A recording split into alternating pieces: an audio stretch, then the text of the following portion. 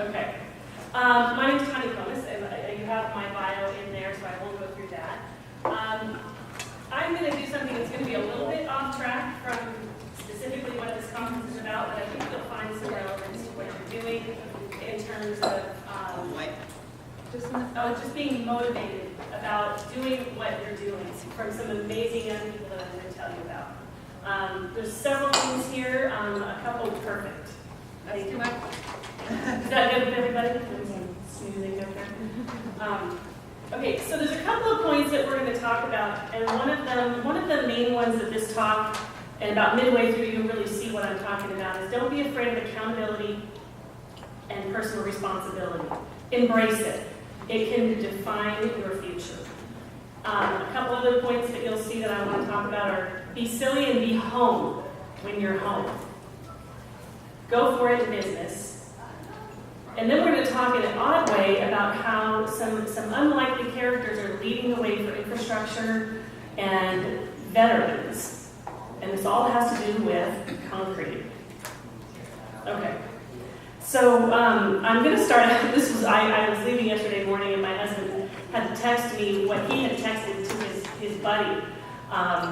He was thanking me, and the reason I'm bringing this up is this is how we all tend to start our day these days, right? We've got work and kids and family, and you hit that send text and it goes to the wrong person, right? So this is my husband's text, thinking it was going to me, only it was to his buddy.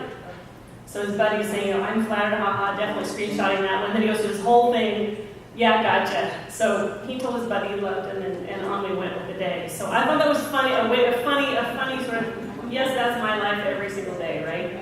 Okay, so the Concrete Preservation Institute, we are a nonprofit educational foundation.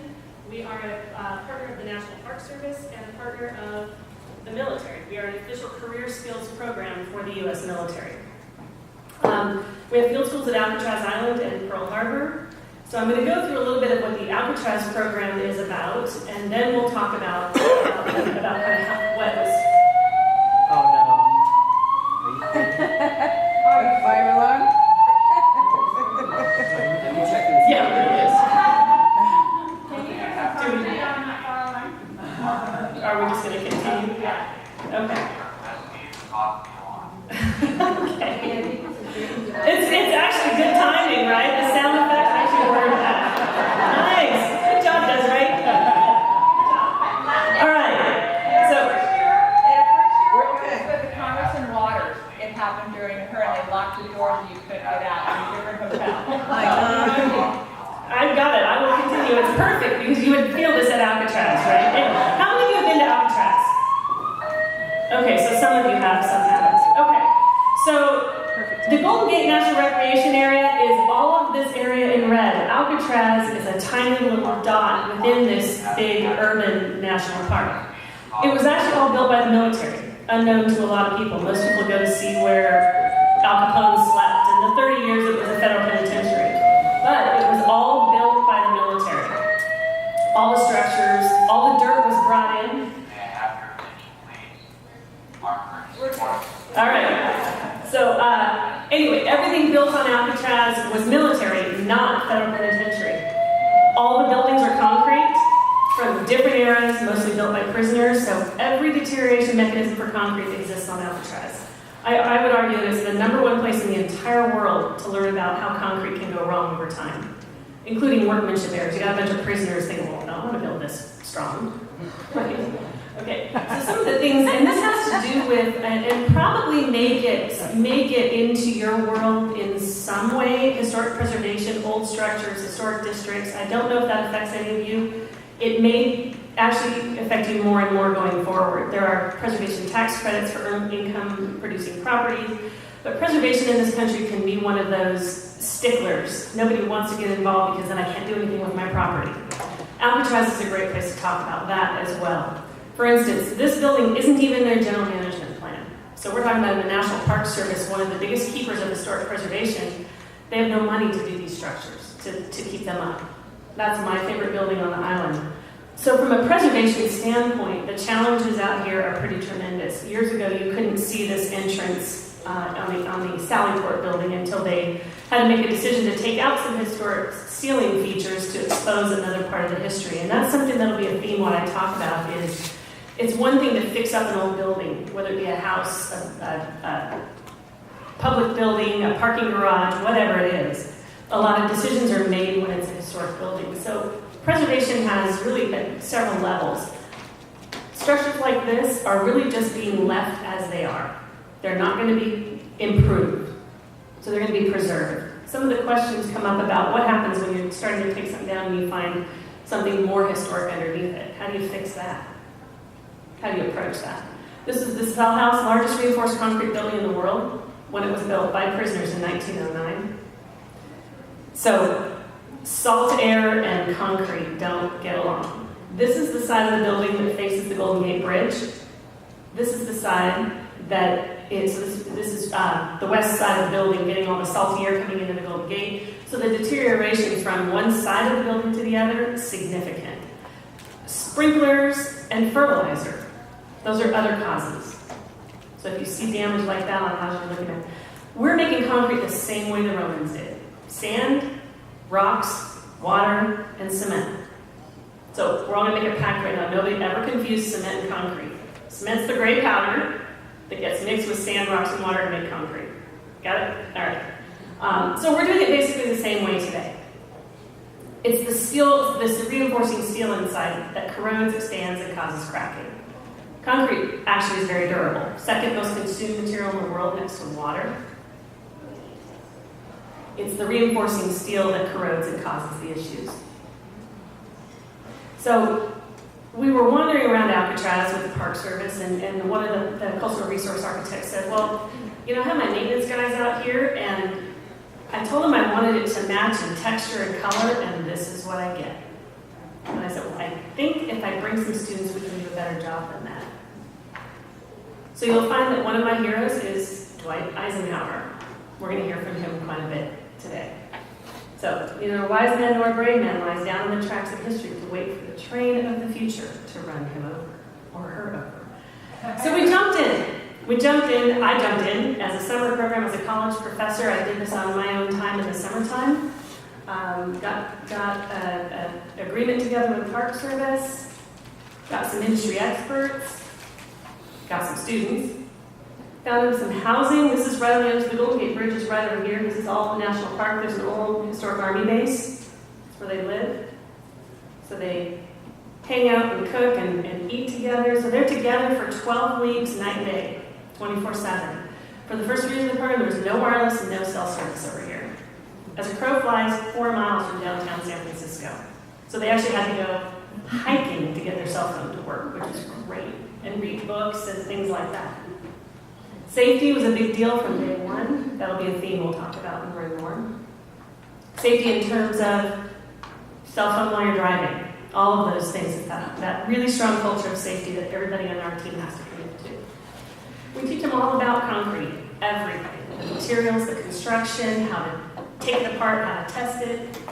Here's some of my favorite young ladies who had never done any of this kind of thing, and they drilled their first core, a big core right out the side of that cell house at Alcatraz. We do a lot with non-destructive testing. So you don't have to drill holes in everything anymore. This is it's essentially X-ray. So we can find reinforcing steel inside of concrete three-dimensionally and look at its condition. Ground penetrating radar. So one of our first projects was puppy stairs. So called because the warden had a corgi with little short legs, so the steps are tiny. So it's been forever known as the puppy stairs. Closed to the public as long as anybody can remember. The condition of it doesn't look too bad on this side, but you start to look at what's holding this thing up. This is 100 years old. So we bring in the scaffolding. All the students have to learn how to do all of this. They learn the tools. They build the formwork. They place the concrete. We even set up a decorative concrete lab. And if you look, one of the things, and this is very common out there, any kind of exposed concrete, if you start patching it, you've got this big patchwork of bright white, light gray concrete that looks like a patchwork quilt. So we worked with some of the best decorative concrete experts in, this is a before, how we found this stair. There it is repaired, but it looks all of it looks 100 years old. So that the rangers on Alcatraz now like to challenge their teams of people that are walking around, see if you can find the repairs. That's kind of the hide and seek thing now on Alcatraz. The birds help us out too. Quite a bit. Another project we did was a tripping hazard out in the wreck yard. So one of the things the Park Service, just like the rest of the country, deferred maintenance. How much have we heard about that? Infrastructure, deferred maintenance, right?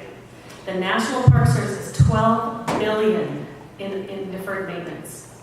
12 billion with a B like boy, right? And it's things like this that are public tripping hazards. So this was a priority because they had a basketball tournament going to happen, so they needed it fixed. So this was an all-night job, hand carrying everything. Had a few races down the cells. So the archaeologist was involved, the architects were involved, because underneath this concrete wreck yard is an 1850s military battery that everybody knows is there, but isn't sure exactly where it is. So after we took all the concrete out the night before, the archaeologist came out. Everybody started digging around a little bit. And as soon as he got his little dirt samples, he said, gave the guys I only had guys on the first year team, gave them a pickaxe. I said, dig boys, dig, I want to see what's under there. So interestingly, this is potentially some of the oldest concrete on the west coast of the United States. It's before we were making cement in this country. And this is the Maritime National Historic Park right across the San Francisco Bay. This ship is called the Alcatraz. In the days of tall sailing ships, they used to ship cement from Europe in barrels to even out the weight on the ships. And so it's likely that, if not this ship, the cement that went into the concrete on Alcatraz came over from Europe. So we covered it back up for another day. And they got to play their Red Bull basketball tournament, King of the Rock basketball tournament. There's our patch. We're pretty proud of it. We didn't get invited though. So here's another project. It's called the Schoolhouse. This was an interesting one. Everybody does the calculations, works with the engineer. Even if they're not engineers, we've had architects, people from all different kinds of areas doing this program. This gentleman owns the world's largest concrete repair company. They do everything from small things to nuclear power cooling towers, bridges, dams. He's on our board and does a lot of, he comes out every session. They all get to use the power tools, whether they've had any experience or not. Under the watchful eyes of the Park Service, this is a form and pump, which is a lot of way things are done these days when it's an overhead situation. It's basically concrete under high pressure. So for a team of students who've never used wood tools before, they're building formwork that won't even leak when concrete is pumped up into it under high pressure. In this case, as the Park Service is watching, the first time we've done a form and pump, we start hearing that creaking and groaning, and then concrete starts leaking out, and then the forms burst open, concrete everywhere, all down the sides of the historic granite. But the Park Service people were actually impressed because they knew that the students understood the importance of the historic area because they cleaned it up so fast. They had the scaffolding down and the plywood up, and the Park Service said, well, if they instinctively knew what to do, how important it was to clean, I'm good with that. So they had to rebuild it and start over. Interestingly, these stairs were built with old prison cell bars. Every project we do out there, we find something curious. So when they changed out the cell bars in the cell house, they were flat and thin and too easy to bend. So they just used them all as reinforcing in the concrete. So there it is, all cleaned off and chipped. And then hand molded new steps. And there's a before and after on that. Real quick, another one on Alcatraz, and then we're going to move on. So this is the front of the powerhouse. So this was an interesting construction technique. A lot of sort of craft structures, utilitarian vernacular structures were built by craftsmen in the field. And in this case, the concrete was poured, the windows and doors were placed, and then the concrete was cast around them. And that's a problem when you go to repair it. So they had to chip it out, get the windows and doors out, reform it, and then put the windows and doors back in. So this is the beginnings of facade repair. This was a stair up to the roof of the cell house. Interesting, 100 years of feet walking up had worn treads into this concrete. They didn't want the treads gone, but the underneath side, there was nothing left. So this is a project that we essentially built the formwork. It had been leaking from this tower up on the roof. Built the entire formwork underneath, suspended the treads in space, pumped all the concrete in from underneath with new reinforcing steel. And so in the end, there you can see the treads being held in place. It doesn't seem like a huge project, but to 8 young military veterans and a couple of college students who've never done this before, this is the most complicated project that they would ever do. This was also a night project. Alcatraz gets 5,000 people a day, 5,000 a day. So if you're planning on going, get tickets really early. So there it is. From above, looks just like it did, and repaired below.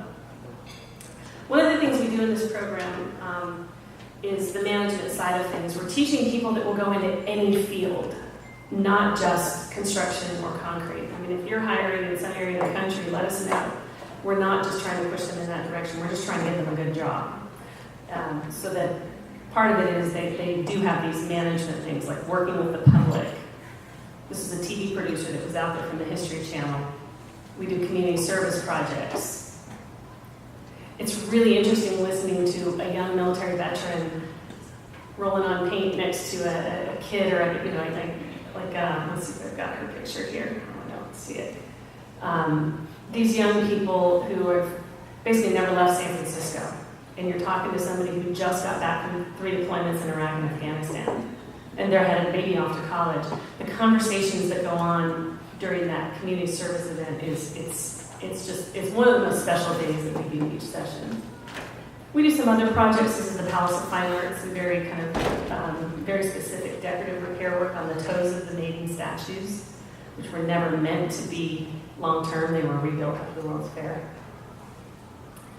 I'm only showing you that this is one example of you can do anything as long as you really, really, really want to.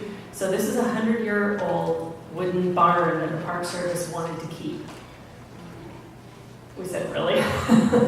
Well, part of our motivation, and this is probably something, I don't know how this works in your world, but if you want to do something bad enough and you get the right people who are motivated, anything is possible. So in this case, we've been wanting to play around and demonstrate to the Park Service what 3D laser scanning looked like. So this is essentially creating a 3-dimensional digital model without having done any modeling in the computer. So that is all done from the ground with 3D laser scanning. Sections.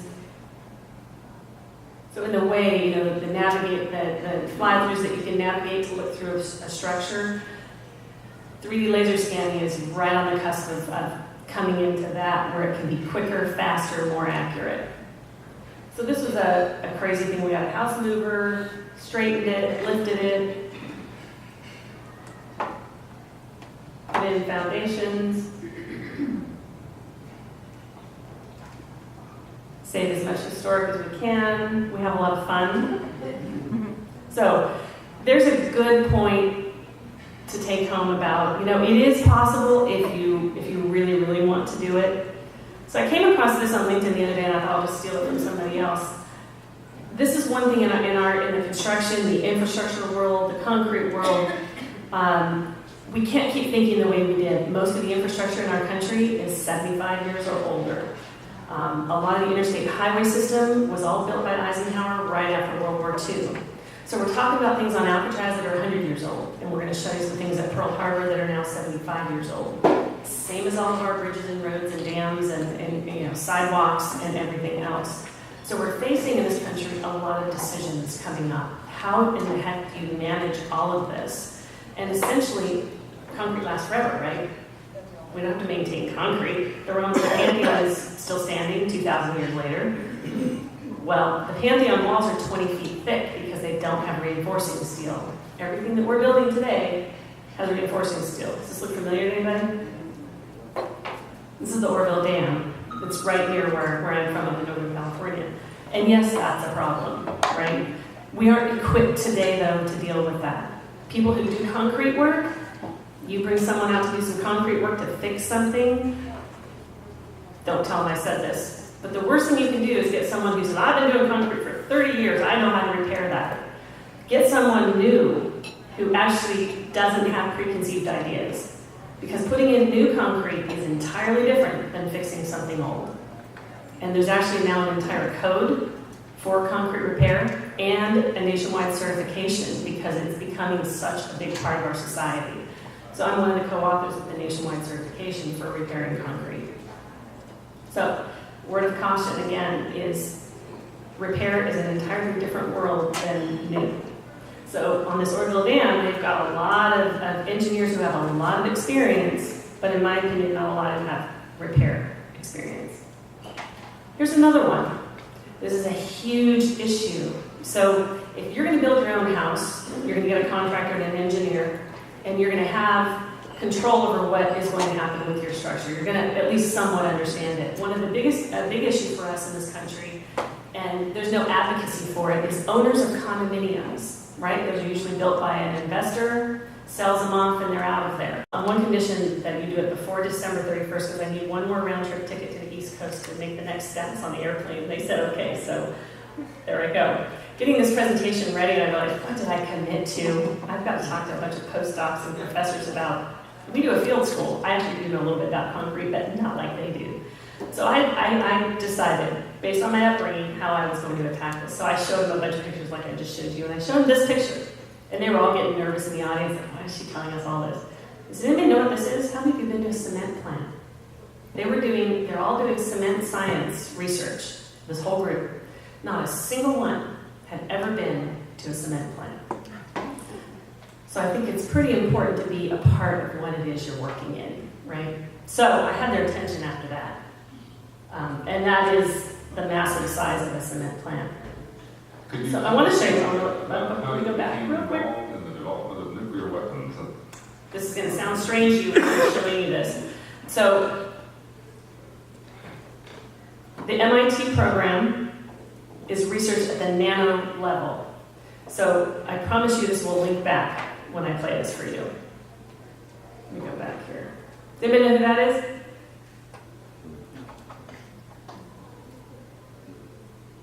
That is Edward Teller.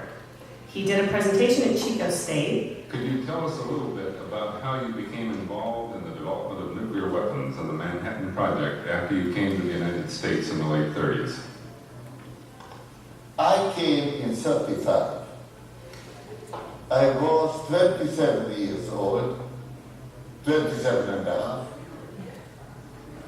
and I was a very pure scientist, not interested in real technical engineering applications. I left Europe because of Hitler. How many of us have that kind of motivation in our lives?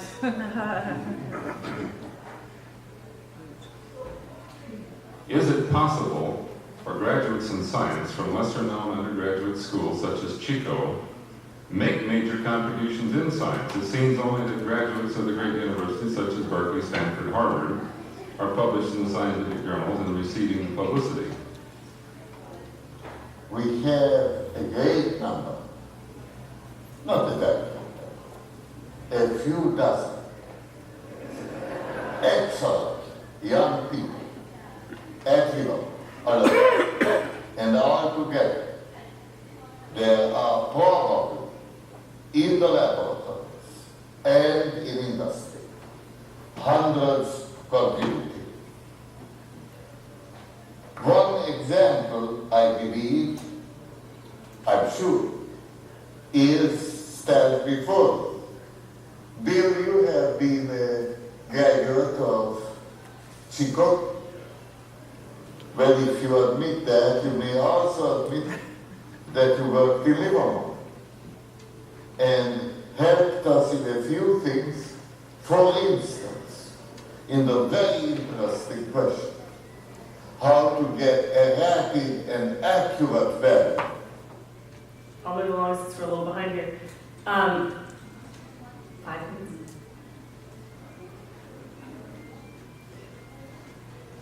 The moderator is my father. That's the reason I brought that up.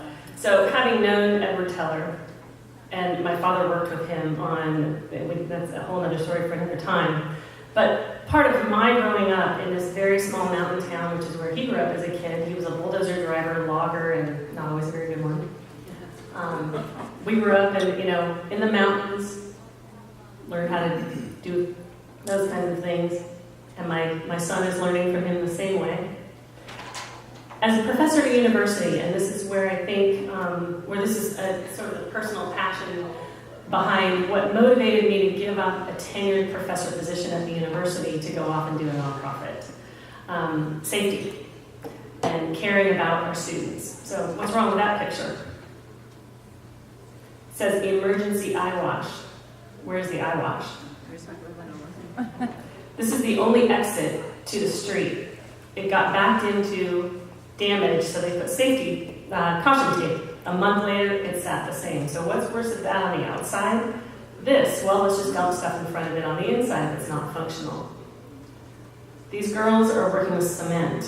It has alkali, can burn your skin. They're in flip-flops, and there's no oversight in this lab. I fought the university for years. I love this quote. We have an administrator sitting across campus saying what we need to do. Farming looks mighty easy when your plow is a pencil and you're 1,000 miles from the cornfield. I threatened to bring OSHA to his office. He eventually called my bluff, and I stepped down as department chairman over it. And a big reason for that was I couldn't get them to agree that safety mattered, that these young people coming home at the end of the day with all their fingers and toes intact mattered. So I won't put my husband's picture up here, but I wanted to show you he is a, you imagine this, he did his training in the military as an orthopedic surgeon, and he's just in love with his cat, if you can imagine that. This guy at home with his little kitty cat. The reason I bring him up is he's taught me a lot as well about, business, travel, how busy we all are out there, and he's the one who's supposed to have the crazy schedules as an orthopedic surgeon, right? I have a worse schedule than he does. So I've actually had to learn from him on how to make that balance work. And one of the things, when we're on a trip with your kids, is they'll constantly take pictures of concrete when you're at the Brooklyn Bridge with your son. But it does seem like every time I go with them, they're pretty preoccupied. These are tennis trips. So this is the balance of a working mom, right? And a working dad. It's pretty, if I could see my Alcatraz team to be a little more. So we're going to go through, I have a story behind this, but I want to show you. I will close with where this all started and some views of that, and then we'll wrap it up. So in 2008 and 2009, I took 2 teams of students over to the D-Day landing site at Normandy Beach in France called Pointe du Hoc. There's a fascinating history about this, but Eisenhower basically had to go ahead with the attack of D-Day, not knowing if the initial invasion had been a success. The Germans expected it up here at Calais, and it occurred down here. So this is a 100-foot sheer limestone cliff that the Germans never expected to attack. Utah and Omaha beaches are at either side. So the Germans woke up in the morning to this. This is the bombing on Pointe du Hoc itself on the morning after. It was so strategic. Pretty much forgotten about in history books until Reagan spoke there. He revived the history of what had happened. A lot of the Rangers died or were killed or joined other teams and went on, and it was never reported. So we were there. This is how it looks today. These are all bomb craters. These are meter-thick concrete slabs thrown. So there's my team. So what we were doing was just doing initial assessment. Some friends of mine from Texas A&M were doing stabilization of the cliff itself. So our job was to get some initial evaluation work done.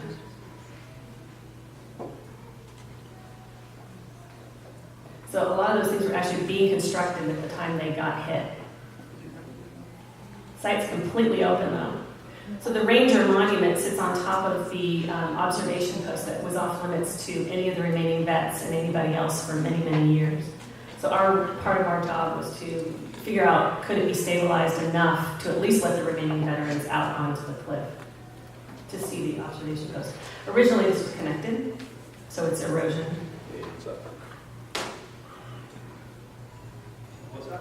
seismic monitors.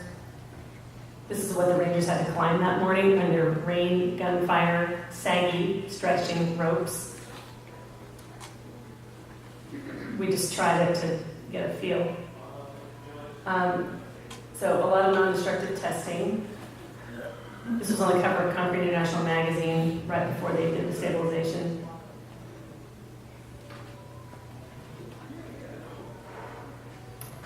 So I'm going to read you. There was an anti-concrete society. Okay. I actually thought I had a little more time, so. Sorry. Okay, almost done. All right.